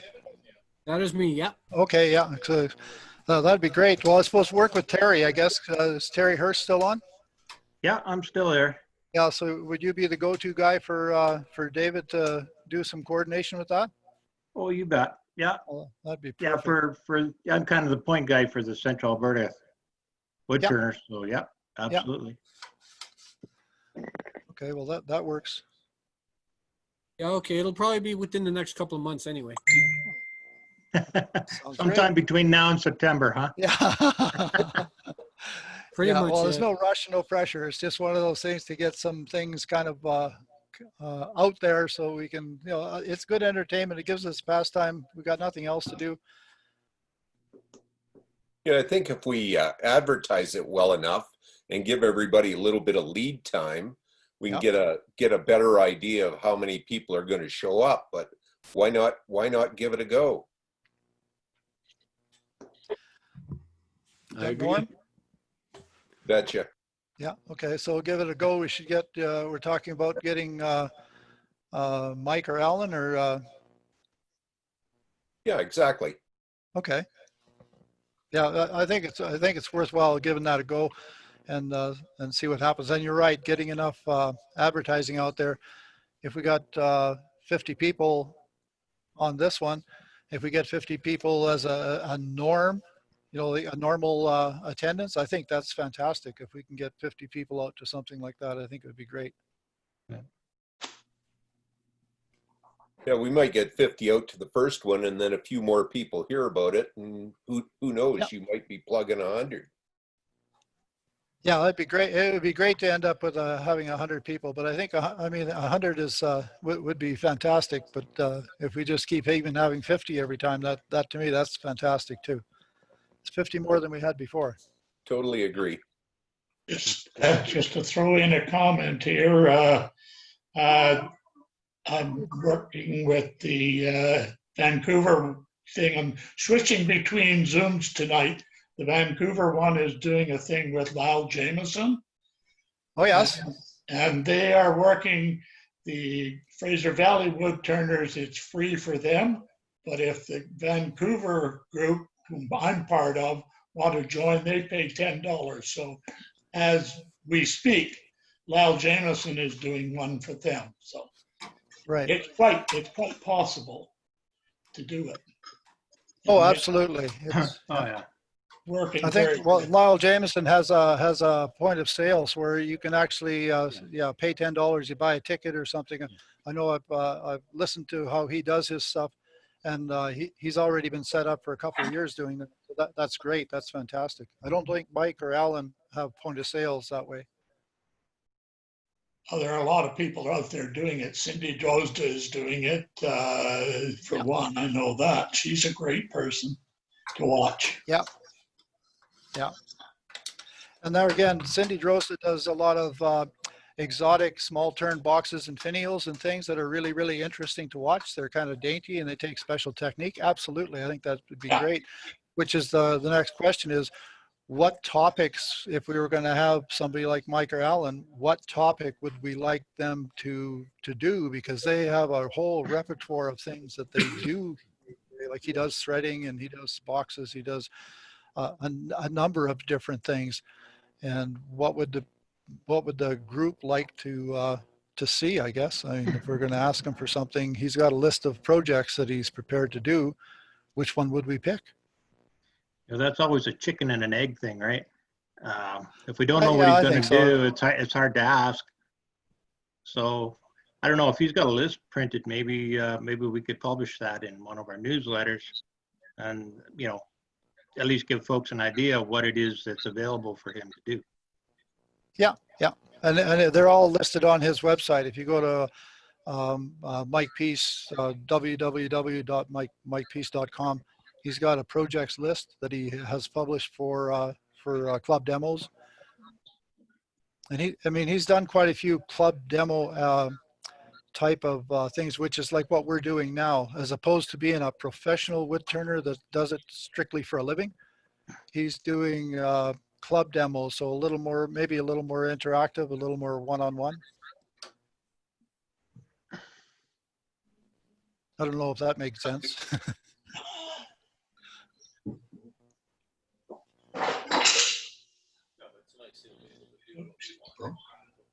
Yeah. At least with this, no matter how far you're sitting in the back row, you can still see what's going on, right?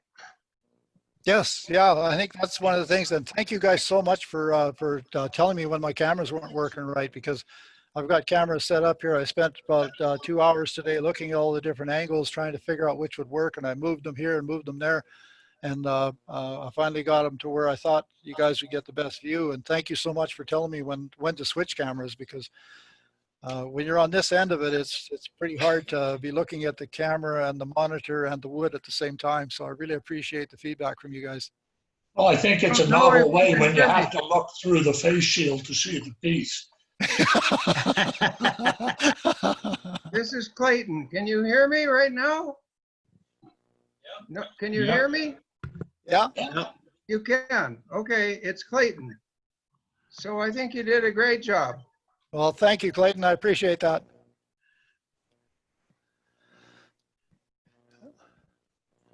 So any other business going on, Ted? No, just take some feedback, I guess, and yeah, see what we want to do. If we want to approach some of the other folks, or if anybody else wants to volunteer to do one of these, give us some more practice. Well, we did a sawdust session here a couple of weeks back. I don't know how many of you people heard about it, where we just threw I scheduled a sawdust session meeting. We had, I think, 9 people show up, and they everybody was turning from their own shop. They had an iPad camera pointed at their lathe, and everybody was just turning their own projects, just as if we were all in the same room. It was a lot of fun. It was a little different, to say the least. It was unscripted, and I think it was a lot of fun. I know I really enjoyed it. Yeah, that turned out really good. Yeah, that was fun. I missed that one. I was at Skelton Lake, and it doesn't get into Skelton Lake. Yeah, well, we can always do it again, and that's one thing too. If some people decide we want to do that, then let me know or let Terry know. Like, we both have pro accounts, so we can set up a 2-hour-long sawdust session. We just basically start a meeting, and nobody's really hosting or whatever. You just log on and start talking and start turning. And if you have a question, you holler at somebody and see what happens. It worked out well for us. Do I need a pro account to be able to do a demo? You don't need a pro account to do a demo, but you're limited to 45 minutes. On the free accounts, only 45 minutes. Oh, okay. So who's asking? It's Dave. Okay, Dave, yeah, so you're in Red Deer. You can probably get Terry to help you set it up. And Terry's got a pro account, so he can set it up, and then you're unlimited. You got 24-hour meeting with 100 participants. Okay.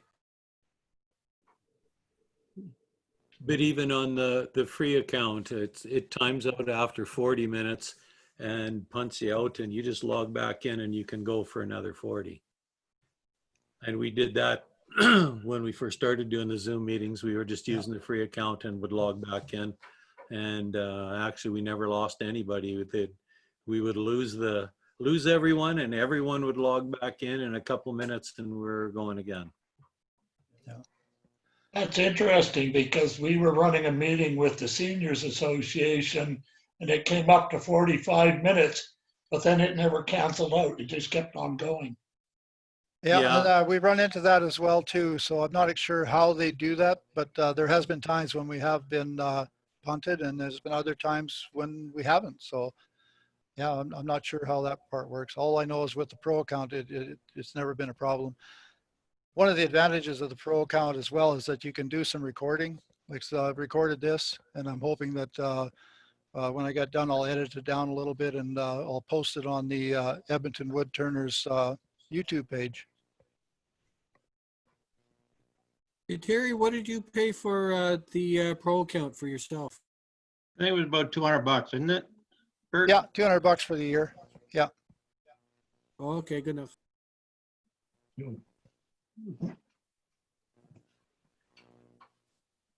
Yeah, so they like Lyle Jameson's and Mike and Cindy and those guys, they all have pro accounts as well. Some of them may even have accounts that allow them up to 500, but that's quite a bit more money. So I think most of them are limiting to the 100 participants in their meetings. And but then again, a lot of those people have a lot more money invested in software, right? Like I'm using a 12-year-old laptop. I'm using $25 Wise cameras. They're 1080p, but they cost me $30 a piece. Converted them to webcams. So I'm going at it really, really on the cheap.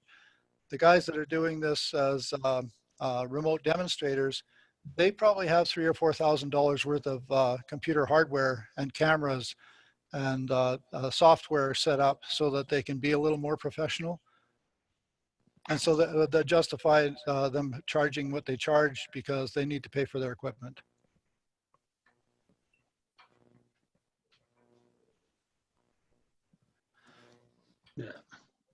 Yeah. Jeff, did you say you had something you wanted to show off your CNC? I can show you some pieces I've just done, Ted, if you want. I would like to see them. Yeah? You can Bert see would them. like to see them. You can see them tomorrow. And I think Stu, but other than that, no. Yeah, let's have a look, because I know you've been working on that project. And so you can unspotlight me then, Ted? I'm trying to find him. I just unspotted you there, boss. Okay, great. So I don't know if I'm on or not. Yes, you are. You're there. Yes, you're on. I can see you. Okay. Well, here's one I've done this week. A little birch vase. Oh, nice. Very nice. That cut out pretty nice. That is nice. That one took about, I don't know, 10 minutes. This one I did this week as well. Oh, nice. Wow. It was Kind nice. of a basket effect on it. Yes. And the last one I was going to show you, it looks like this. Little coaster I did just for fun. Is that CNC or Rose engine? Yeah, it looks like a Rose engine project. Yeah. That it's actually the ornamental turning patterns on a CNC. So it is very interesting. It is very nice. I thought you're having fun with that stuff. That's really good. Now that I've figured out how to do it, it's very straight. Well, it's pretty straightforward to me. I still have to learn, 350 years of ornamental turning patterns, but I'm working on it. You'll get there. Yeah. the biggest problem is just learning how to do all this stuff. And so that's been a learning curve because I don't have anybody to teach me, of course. But it's worked out pretty well. And I've got 2 pieces of software that are cooperating together and getting better and better all the time. The ornamental turning stuff was designed by Bill Ohms in the States. He's down in Arizona, and he knows his business, and he knows his software. So he made a really nice program for Mac. So I was playing with that, and then I made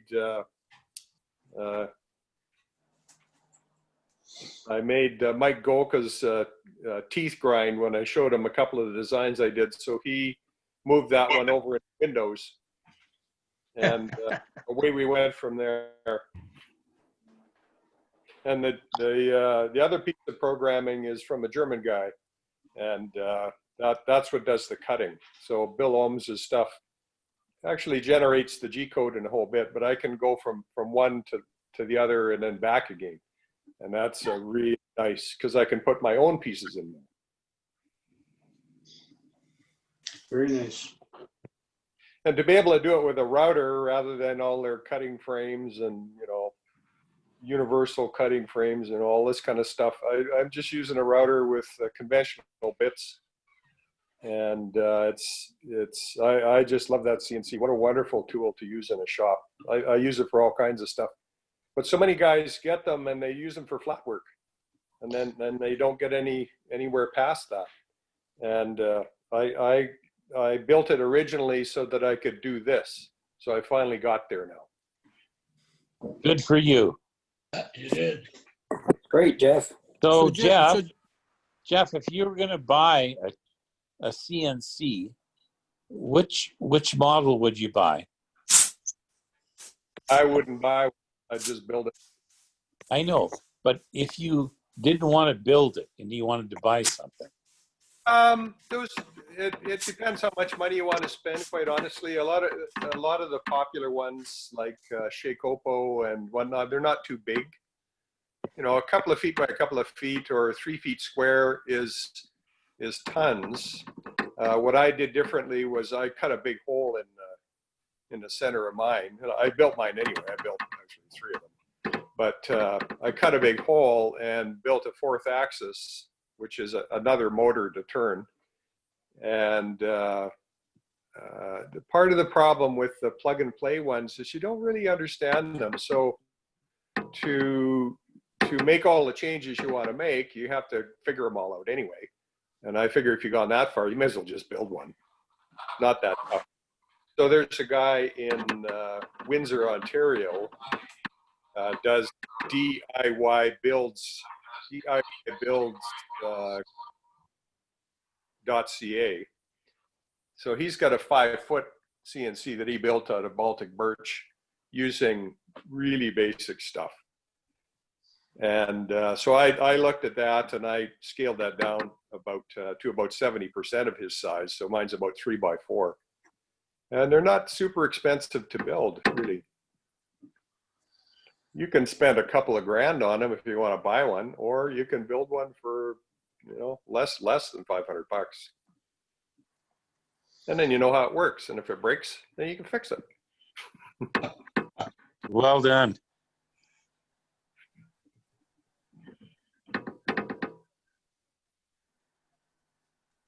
So I haven't tried threading on my CNC yet, Bert, but I've got 2 different programs that'll do that. So I'll try that one day. Okay, well, anyway, guys, it's been a good meeting. I gotta go. So yeah, hopefully we'll do this again soon. So your CNC machine, is it on the lathe or is it a separate unit?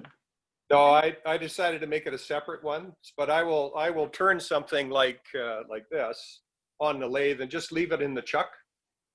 So I unscrew the chuck, take it over to my CNC, screw it into my 4th axis, embellish it, and then take it back to the lathe and do some sanding or, you know, whatever I want to do. So I'm getting faster and faster doing that now. Okay. But the thing is, to get this shape, that's been the catch all the way along. So when I, for example, so when I learned how to do this, I had this German guy's program, which is free.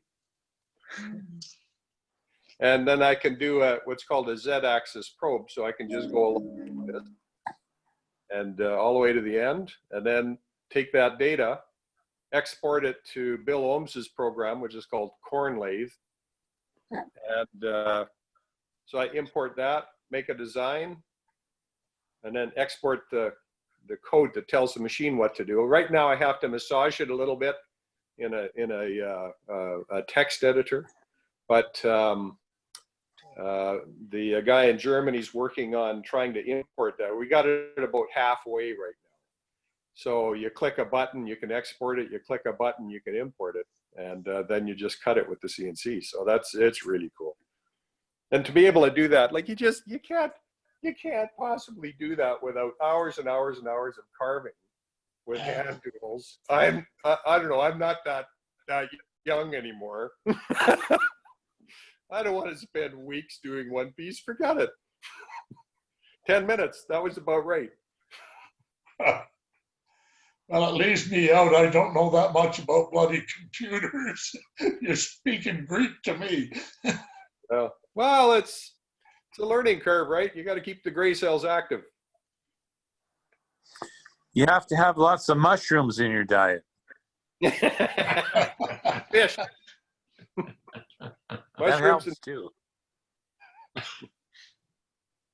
Yeah.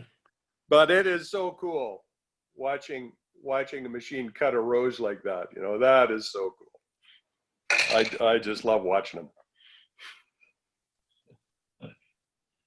Yeah. Great job, Jeff. Thank you. All right, gents, I think that's it for tonight. Well, I'll go back to watching Lyle. I'm off for a glass of wine. You're saying over to your place for a glass of wine? If you want to clean my shop like you did Bert's, yeah. That's the cleanest damn shop Bert's ever had. Thank you very much. Thank you, Bert. See you later, guys. Yeah, anything else? Thanks everybody for showing up and participating. I think that was fantastic. I really enjoyed it. Hope you did too. Yeah, great job. Thank you. Okay. Good night, all. Well, I guess we're going to call it a night, and we'll talk to you again. Take care, guys. All right. Take care, Bert. Okay, take care. Thanks again, Bert.